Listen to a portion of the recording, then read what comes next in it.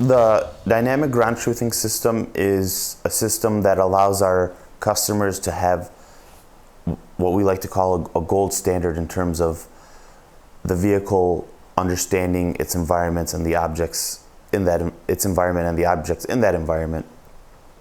And what it is it's a head unit that goes on top of the vehicle. It consists of 3 LiDARs and 4 cameras, giving our customers a 360-degree view of the vehicle surroundings. Then it also has a GNSS system with RTK, so up to 2 centimeter accuracy in terms of position of the vehicle. And so, like I said, this head unit provides our customers with a highly accurate, highly precise ground truth visual or response. So they're able to understand the objects around them and understand what objects are around them and with high accuracy due to the high quality and precision of our sensors that make it up. And then they can take that data and use it in a variety of use cases. One being as a reference to their perception stack. So every autonomous system has a perception component to it that senses the environment and objects, both static and dynamic objects in it, and processes those to determine. So it senses raw data and then processes that data to determine what are the objects around it.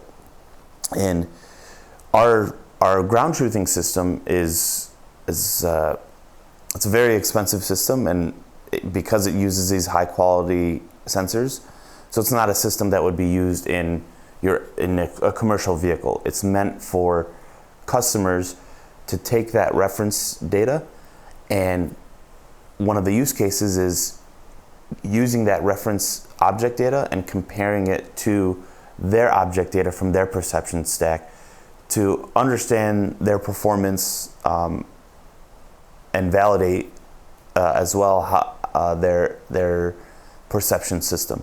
So that's one of the use cases of this dynamic ground truth, or DGT. And another use case is using the actual reference data as training data for their machine learning models. You can also go for a test run with our DGT and generate scenarios from real world drives using scenarios that can be exported for simulations using a standard that we follow, what we call the OpenX standard. So we take the data that we gather from the DGT. If there's a certain scenario that we want to replay for a simulation or software in the loop system, we can take that data and then export it into an open drive and open scenario file for our customers to use, which is a ASAM standard. So that's 2 of the use cases for the DGT. There's more associated, as you might understand, with, or can maybe see, with assessing the just actual sensor performance, not the perception. So the raw data capture of the vehicle perception stack compared to how a very highly precise, highly accurate reference system captures data. That's another use case as well. So we offer a solution called the DRIVINGCUBE. And so the DRIVINGCUBE is an extension basically to a powertrain or a chassis rolls test bed. And it gives our customers the ability to validate and assess the performance of their ADAS functions on a test bed. And the thing, I'm really excited about this technology because it helps our customers accelerate their testing and development due to them not having to go out to a test track reserve time on there. It helps reduce the time needed on the test track by allowing them to take their vehicle on just a dyno and essentially input any scenarios that they might want to test for their functions. It's at their fingertips, if you will, on what they want to test. The great thing about this is you can test the whole vehicle in the loop because you have the whole vehicle on the powertrain or the chassis test bed, and really understand the complete system response and control interactions. So if there's any preliminary tests that our customer may want to test and tweak, and really this solution gives them the opportunity to do it in a quicker way, as opposed to gathering resources to go out and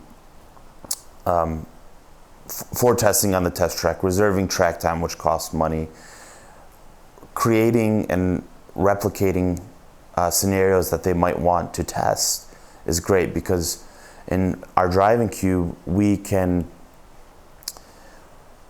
generate the scenarios that they want to test in simulation, and that eliminates the need for human drivers or targets, physical targets that need to be placed. And we can create scenarios with adverse weather conditions, edge case scenarios that are maybe hard to create on the test track, or quite frankly dangerous maneuvers that maybe need higher expertise or more expertise to perform. So that's what's great about this driving cube solution, is that it captures the whole vehicle in the loop, so you're understanding the complete system response, and it's very repeatable, and the customer has all the power that they need to repeat and test whatever scenarios that they may want.